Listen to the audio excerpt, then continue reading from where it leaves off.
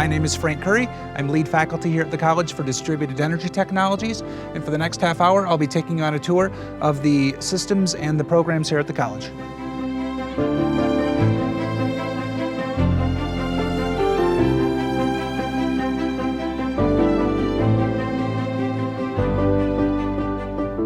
Behind me is approximately 12 kilowatt photovoltaic array. It's the primary energy source for the nanogrid. Under normal circumstances, the sun would be shining and this array would be tracking with the sun and putting energy either into the loads of the greenhouse, or excess energy will be being stored by our energy storage system, which we're going to visit in a few minutes.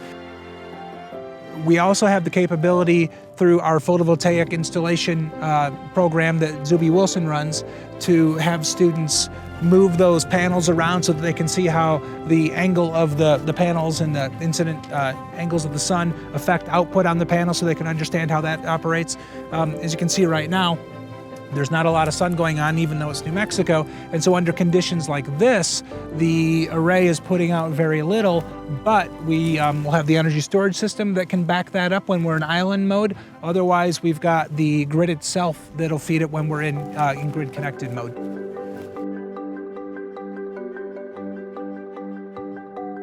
Hi, I'm Zuby Wilson. I'm the coordinator for renewable energy programs here at Santa Fe Community College, and I am the lead faculty for the solar and water conservation programs. But today we're talking about solar, and particularly solar's involvement in what we have that's called a nanogrid here.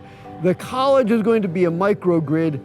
A nanogrid is a microgrid within a microgrid. So the entire college is going to be an islandable microgrid, which means we can potentially export power when we have a surplus, import power when we don't have enough, or separate ourselves from the grid and operate as our own independent grid.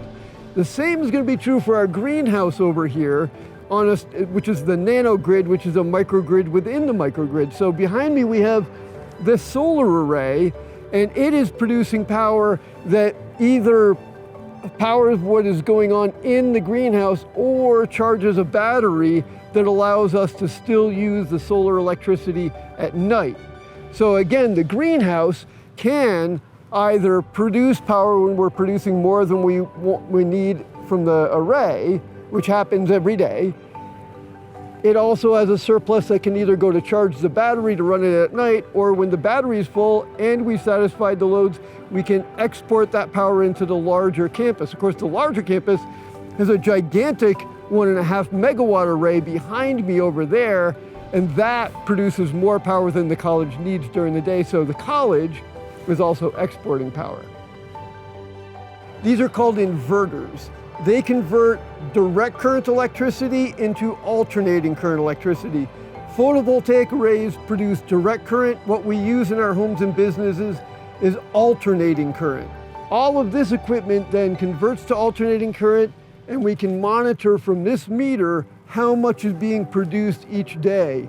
And we can do data recording on that. As a matter of fact, in my classrooms, my students can track that data live in the classroom and see what's going on instantaneously and historically. There's actually a computer screen in the hallway that anytime a student wants to, they can go with a touch screen and see how much is being produced right now, how much was produced today, and really see like, oh, look, a cloud went over 10 minutes ago, and look what the effect that had. And they can look at it in many graph forms.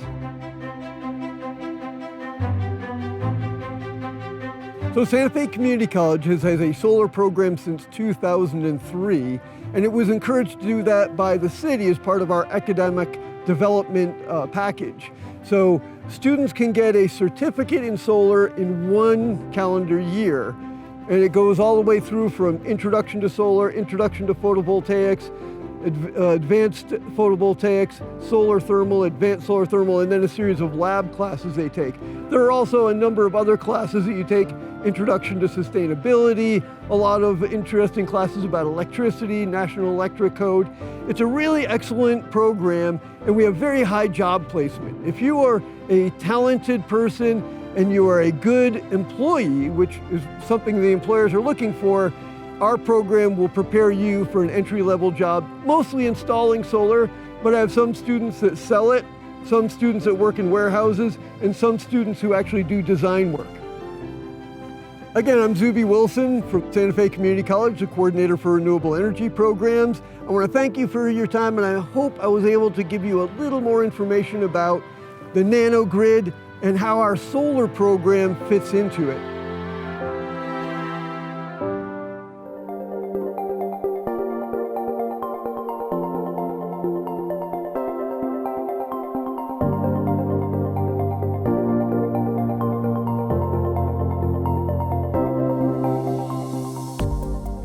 So we talked a little bit about photovoltaics, about the energy source, and a little bit about the concept that the sun isn't always shining right when you want it. Sometimes that system's going to be able to put out more than you need. Sometimes it's not going to put out enough.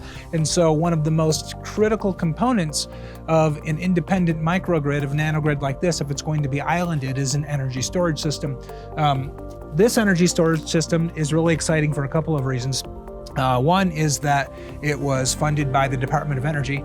So the Department of Energy funded that through the Sandia National Labs Energy Storage Demonstration Team, who still works with us on things like getting sensors into the system so that they can track and do research, and so they can watch its operation. And so the information, the data that's coming off the system as we run it in various modes through various experiments is actually being fed in near real time to Sandia National Labs to be used by the National Lab System. So that's really cool. More specifically, this energy storage system is a 100 kilowatt, 85 kilowatt hour system. And so basically, everyone's familiar with Teslas. Behind this door that says NEC on it are a bunch of modules of batteries that are basically a Tesla. Most Teslas, the base model, is an 85 kilowatt hour system. And so this is kind of like a Tesla standing up. The 85 kilowatt hours is able to serve our nanogrid, our greenhouse, which is about a 10 kilowatt load right now. So depending on the mode of operation and what we need to do, it can serve its peak load for probably less than 8 hours, 6 to 8 hours. And if we were able to scale back to the critical systems in the greenhouse, so the pumps on the NFT system, the pumps on the Dutch bucket system, things that have shallow water so that they constantly need water flow, so we always need those running no matter what. If one of those goes down for even half an hour to 45 minutes, our plants will begin to die. Once we've fed that's just a couple of kilowatts of load. Once we've fed those, we could stage in, for example, the big cooling fans, the exhaust fans that are on the greenhouse. Those run about a kilowatt each, and we have 8 of them. So we could begin to step those in there. And when the system is operating in an islanded mode, it'll be taking in or compensating for energy from the photovoltaic system to feed the loads in here.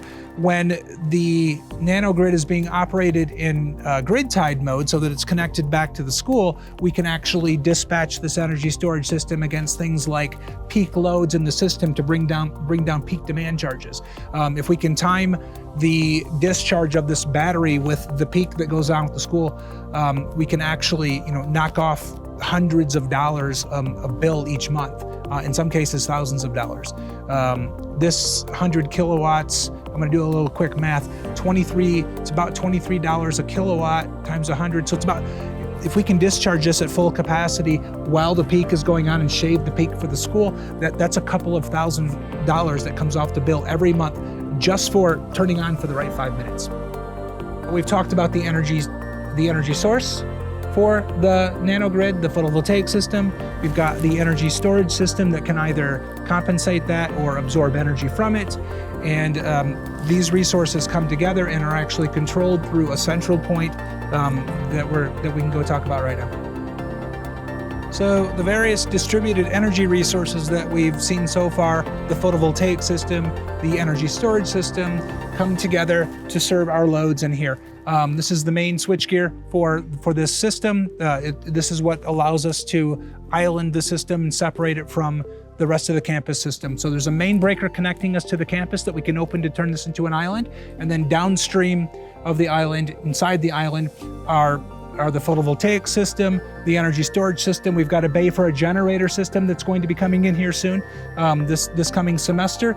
And once we've got our energy sources all mixed together, we need to feed them into the loads. And so everything comes through this big transformer right here, and the transformer then drops us to the 120 and the 208 three-phase that we need to feed Pedro's systems in the greenhouse.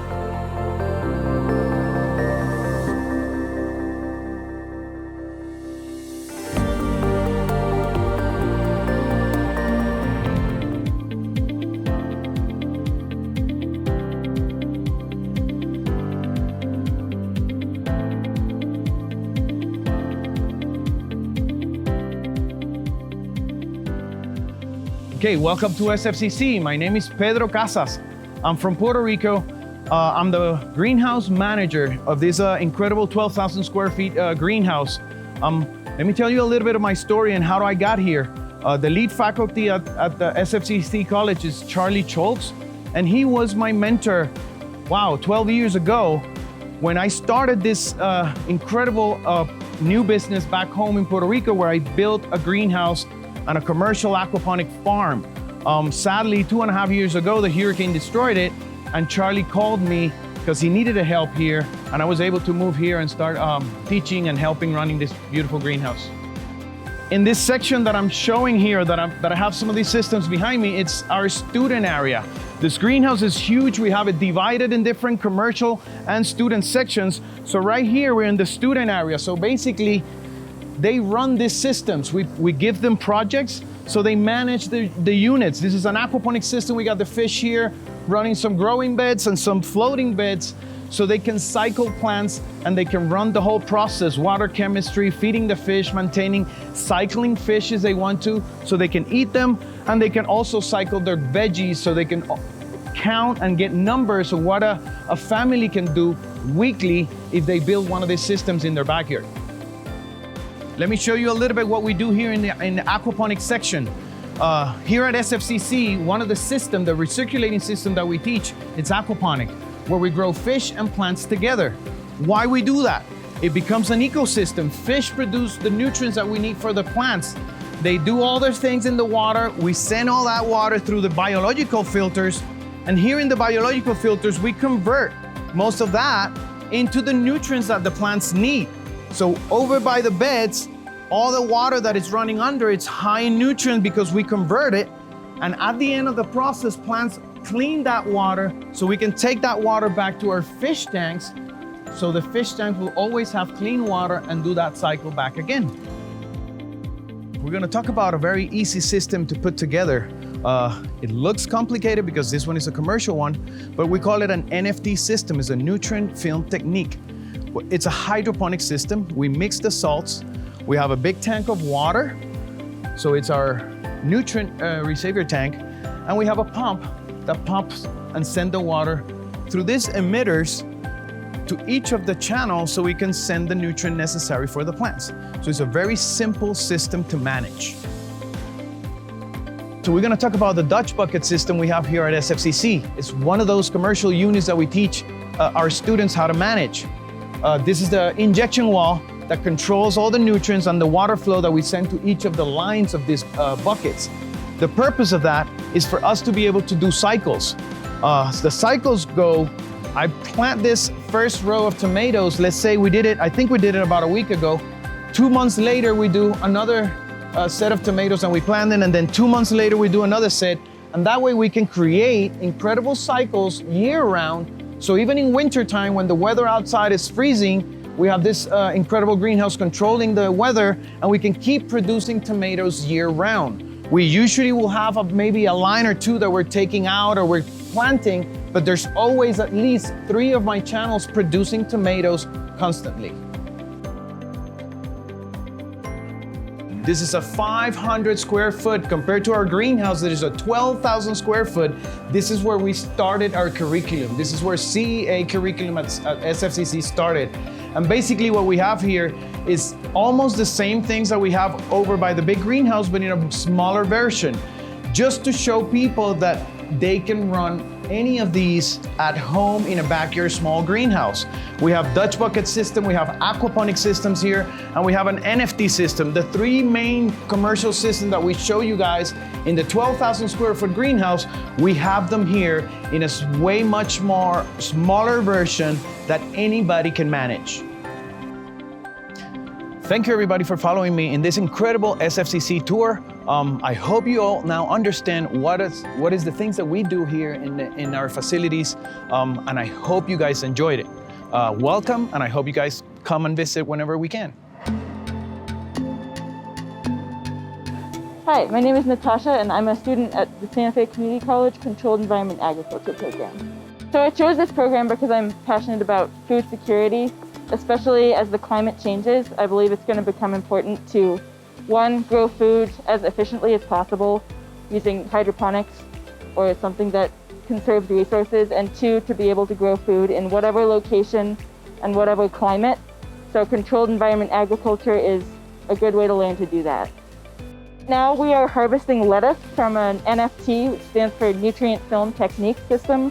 It's a hydroponic system, and this lettuce is ultimately going to be donated to hunger efforts for the local community. Since I started the program, I'd say I learned a lot about hydroponics and also just about plants in general. So we study soil biology as well as soil lists, so I think that the skills that I've learned are applicable to a lot of fields. The program has really grown since I've started. We kind of have been building the greenhouse as we go, so the NFT was not at full production until now. These two big aquaponic systems have ramped up, and there's a lot more students now as well than there used to be.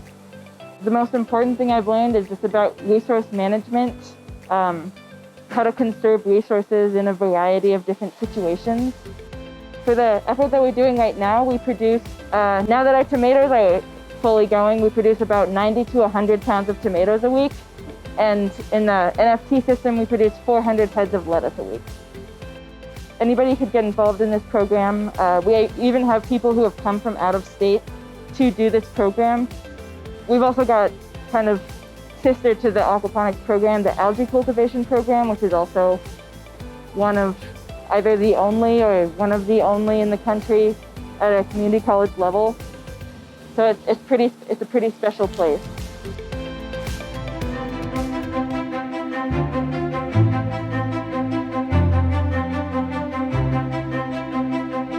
Now we've seen the nanogrid, we've seen some of the resources that we have in there. We've talked about the program a little bit, but one of the coolest things about the nanogrid, about distributed energy in general, is that a lot of the impetus for doing it at all is about resilience. It's about riding through things. It's about local resources and meeting local needs. And one of the, I don't know if it's necessarily fortuitous in a lot of ways, but one of the most interesting things that has happened through the beginning of the development of this program is that we have a global pandemic. And so in March, when the school shut down, Pedro and his people in the greenhouse began growing food for multiple community groups. There was food going to sheltered people, to at-risk people, and that in the greenhouse had to run. We also have a lot of construction going on the campus right now, and so there have been power blips and fluctuations and things that under normal circumstances could have interrupted the flow of that greenhouse and its operation a lot more than they might have otherwise. Part of the reason that we were able to ride through right now, because the nanogrid isn't fully functional yet, it's what we're working on, but it's interesting to see the parts that we theoretically knew we needed, but now really know that we needed. So we've got a backup generator coming there, that instead of having facilities bring in a generator when they need one and hope that it's going to be hooked up correctly, we've got a bay for people to put in, research organizations to put in distributed energy resources and see how they function. And all of this gets to happen in the context of a real functioning microgrid that needs to keep running. This isn't just a bunch of lab equipment where you turn it off and go home at night and turn it on and run a few experiments. This is a real system that really serves our community. It feeds our culinary kitchen. Among other things, there was the World Central Kitchen project that was supporting a lot of Santa Fe throughout the pandemic, and a lot of produce, a lot of lettuce, hundreds and hundreds of pounds of tomatoes came out of the greenhouse and went into the kitchen as well as going into other things around the community. And so it's really cool that as students come in here and we begin to put in the new generator, the new bay, get the energy storage system finally online. The pandemic interrupted that, so we weren't able to fully commission it. But very soon we'll be able to get everything in place, and students will be learning in the context of a real functioning system with critical functionality. And so I think that's one of the most exciting things about it. We've got Sandia National Labs is in the process of outfitting sensors in our energy storage system so that we can test, the thermal gradients across the system, among other things.